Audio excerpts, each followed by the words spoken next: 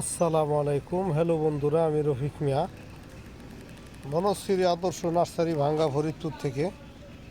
আমি দেখানোর চেষ্টা করতেছি কিভাবে আপনি চারা উৎপাদন করবেন, কিভাবে চারা উৎপাদন করবেন ক্রেডের মধ্যে। এই যে দেখেন কোকোডাস দেওয়ার পরে আমি গাঁদা ফুলের বীজগুলো এনে এখানে দিয়েছিলাম।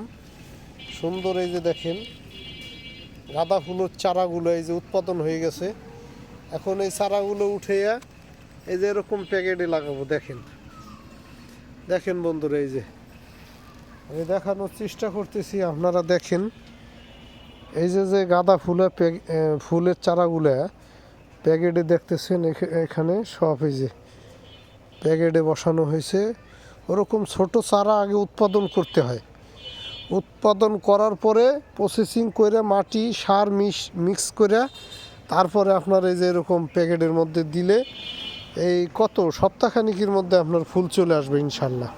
এই যে দেখেন, আমি দেখানোর চেষ্টা করতেছি, এই যে কলি আসছে, এই যে কলি, প্রতিটার মাথায় কলি দেখেন। ইনশাল্লাহ এক সপ্তাহের মধ্যে ফুল বের হয়ে যাবে।